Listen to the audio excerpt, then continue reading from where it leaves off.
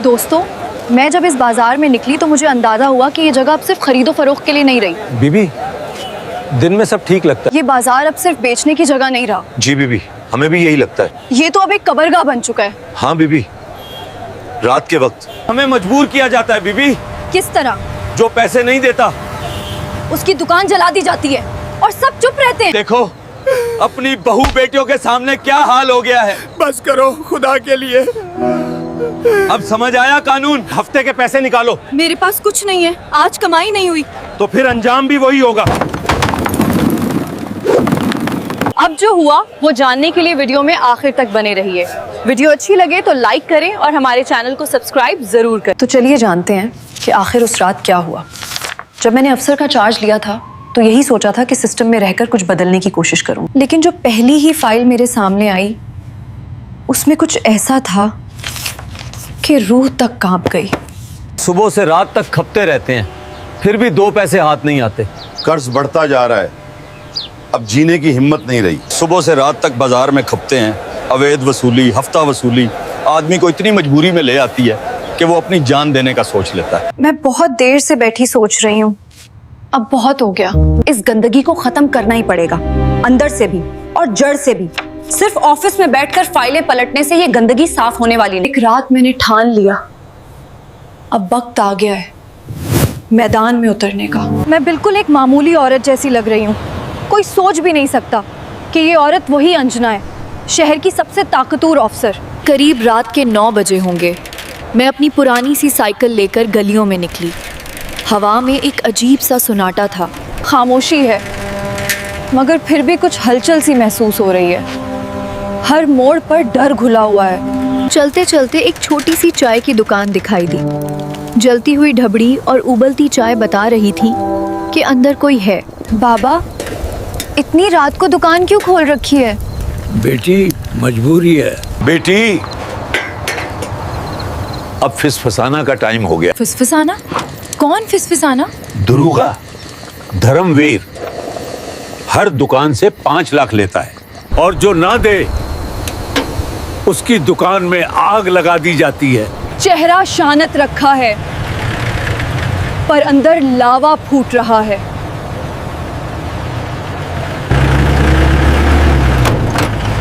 ये गली, ये बाजार सब हमारे इशारे पे चलते हैं। खामोशी रखो,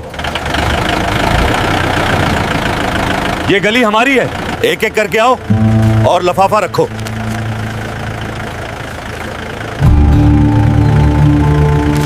मैं ये पैसे नहीं दे सकता, मेरे पास कुछ भी नहीं बचा। ना देने का मतलब तुम जानते हो ना? सब कुछ देखकर मुझे समझ आ गया है, आज की रात कुछ बहुत ही भयानक होने वाला है। मेरा नाम महेंद्र है। ये कपड़ों की छोटी सी दुकान ही मेरी पूरी जिंदगी है। मेरी माँ बीमार है, मैं उसके इलाज के लिए पैसे जोड़ रहा हूँ। मेरी माँ मर रही है, मेरे पास देने को कुछ भी नहीं है। तेरी माँ मरे या जिए, मुझे मेरे पैसे चाहिए। नहीं, मेरी दुकान मत जलाओ।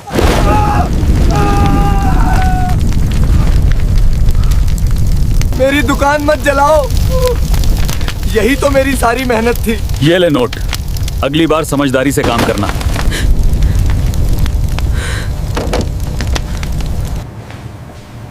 मैं जानती हूँ अगर इस शहर को बचाना है तो अब मैदान में उतरना ही होगा। धर्मवीर अकेला नहीं है, इसके पीछे बड़े लोग हैं।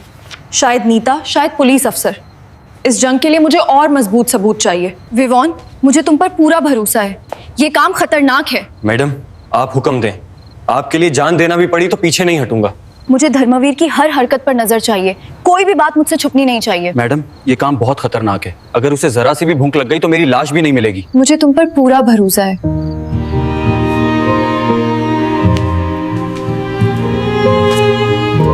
सब कुछ तय हो गया है।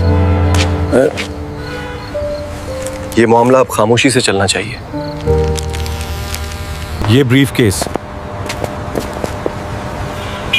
क्या वाकई यही असल मास्टरमाइंड है? यही वो गोदाम है, नोटों के ढेर, हथियार, सब कुछ यहाँ रखा हुआ है। मुझे देख लिया गया है, अब यहाँ से फौरन निकलना होगा। मुझे छोड़ दो, मैंने कुछ नहीं किया। फोन कट गया, मेरा दिल कांप गया था।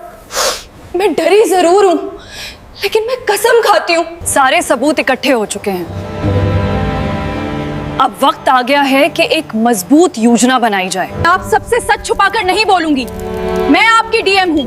अब ये जुल्म, ये लूट और ये अत्याचार खत्म होगा। मैडम, हमने बहुत जुल्म सहा है, बहुत डर में जए हैं, लेकिन आज पहली बार उम्मीद जागी है। रात गहरी होती जा रही है और इस शहर की सड़कों पर डर और साजिश साफ नजर आ रही है। मैं अब सिर्फ एक ऑफिसर नहीं रही हूँ, अब मैं इस शहर के लिए एक योद्धा बन चुकी हूँ। विवान की वो लहोलहान कॉल, उसके बाद चैन की नींद मुझसे रूठ गई है। सुबह की पहली करन के साथ मैं यहाँ पहुंची हूँ, क्योंकि अब हर कदम सोच समझकर उठाना होगा।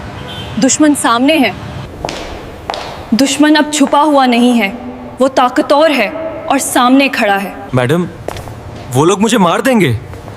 नहीं महेंद्र, अब तुम अकेले नहीं हो, तुम्हारे पीछे पूरा सिस्टम है, और सबसे बड़ी बात, तुम्हारे पीछे मैं हूं।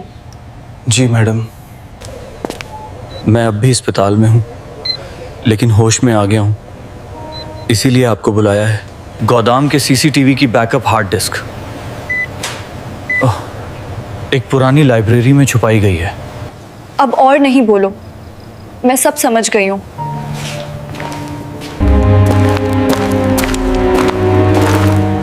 यही जगह है, ताला लगा हुआ है, कुछ छुपाया गया है, ताला टूट गया है। यही वो हार्ड डिस्क है। अब हमारे पास पख्ता सबूत है, वीडियो बिल्कुल क्लियर है। धर्मवीर नोट गिन रहा है। अब किसी शक की कोई गुंजाइश नहीं। ये सिर्फ धर्मवीर नहीं है, इसके साथ एसपी साहब भी मौजूद हैं, और ये काला कोट वाला आदमी।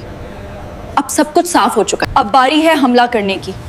अगले दिन रात को शहर के सबसे बड़े होटल में एक खुफिया बैठक होने वाली है। वहीं सब इकट्ठे होंगे, वहां पूरे नेटवर्क के लोग इकट्ठा होने वाले हैं। इसलिए मैंने फैसला किया है, मैं खुद वहां जाऊंगी, एक बार फिर भेस बदल कर। इस बार मैं वेटर के रूप में आई हूँ। कैमरा कॉलर में छुपा हुआ है। सब कुछ कंट्रोल में है, बाजार से पैसा आ रहा है। किसी को शक नहीं होना चाहिए, सिस्टम हमारे साथ है। बस एक बात याद रखो, कोई गलती नहीं होनी चाहिए। भोष्ट की योजनाएं तो चलती रहेंगी, नए ठिकाने भी बन जाएंगे, लेकिन सबसे अहम बात वो औरत है, अंजना।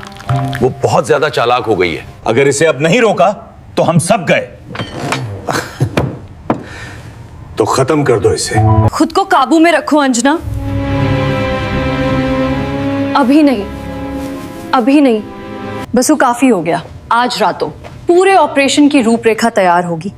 इसका नाम होगा ऑपरेशन सफाया। शहर में हलचल है, लेकिन हम पुरसकून रहेंगे।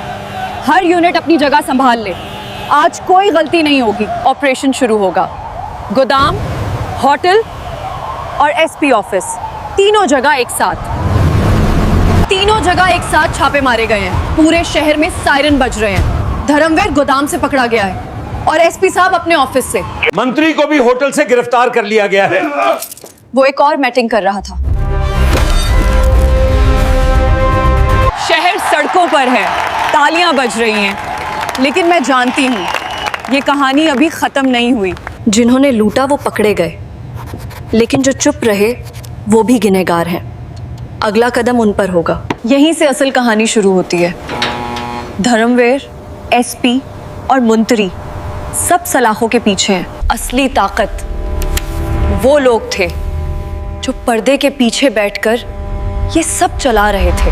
अब वक्त आ गया है उन चेहरों को बेनकाब करने का, जो अपनी खामोशी और पावर की आड़ में अब तक बचे हुए थे। हमने उन्हें पकड़ा जो वसूली कर रहे थे, लेकिन असल सवाल ये है, वो कौन लोग हैं जो इस पूरे सिस्टम को चलने दे रहे थे? वो अफसर, वो राजनेता, वो व्यापारी जो सालों से खामोश थे। आखिर क्यों? मैडम, कुछ लोग अब भी हर हफ्ते पैसा देने आ रहे हैं। डर अभी भी जिंदा है। अब हमें उन लोगों को सामने लाना होगा जो खुद को निष्पाप समझते हैं। आज से हम एक नया अभियान शुरू कर रहे हैं। नाम है ऑपरेशन खामोशी तोड़ो। इसके तहत एक हेल्पलाइन नंबर जारी किया जा रहा है। लोगों को गिफ्ट रूप से बोलने का मौका मिला। पहले दिन 3 कॉल आई, दूसरे दिन 17 और तीसरे दिन 50। मैडम, मेरे पत्ती की मिठाई की दुकान थी। जी, आप आहिस्ता बोलिए, मैं सुन रही हूँ। उन्होंने 3 महीने पहले वसूली से तंग आकर जहर खा लिया था। मैंने FIR कराई थी, लेकिन पुलिस ने कहा सबूत नहीं है। उसी दिन से मैं चुप थी।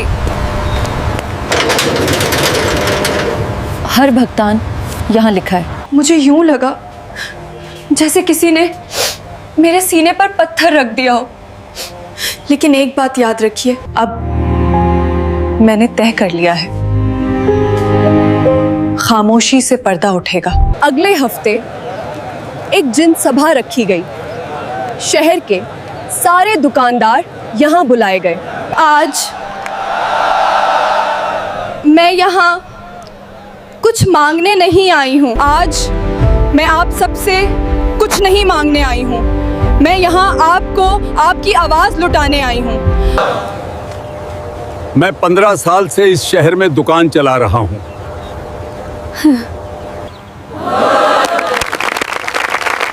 मैंने आज तक किसी को सच बोलते नहीं देखा, लेकिन आज मैं भूलूंगी। लेकिन असली झटका तब लगा जब मेरे पापा की दुकान जलाई गई। वो कहते थे पुलिस वाले भगवान होते हैं, लेकिन भगवान नहीं। अब ये जंग सिर्फ बदनवानी के खिलाफ नहीं है, ये जंग टूटे हुए भरोसे के खिलाफ भी है। अब फैसला हो चुका है, हर गली हर मोहल्ले में जन सुनवाई होगी। इसीलिए मोबाइल यूनिट्स बनाई गई हैं जो रक्षों पर चलेंगी। ये वो जगह थी जहां लोग जाकर अपनी बात कह सकते थे। सिर्फ 1 महीने में 342 गवाहियां, 109 नाम। बहुत हो गया है। केस बढ़ रहे हैं ऊपर तक, दबाव आ रहा है। अब अपनी सीमा में रहिए। सीमा वही होती है जहां अन्याय की शुरुआत होती है। डर मेरे फैसले नहीं बदल सकता। मेरे अब्बू ने बताया कि कभी कभी रिश्वत देनी पड़ती है, लेकिन हमें सच बोलना चाहिए। मेरे पापा कहते हैं रिश्वत देना भी मजबूरी है। मजबूरी कभी कभी आती है, लेकिन मजबूरी को आदत मत बनने दो, क्योंकि एक दिन वो आदत तुम्हारी हिम्मत खा जाएगी। अब पूरा शहर बदला हुआ था, डर की जगह चर्चा थी, लोग खुलकर बोल रहे थे। हमारा ये छोटा सा चैनल दिल का राज, अगर आप इसे सब्सक्राइब कर लें, वीडियो को लाइक करें और शेयर कर दें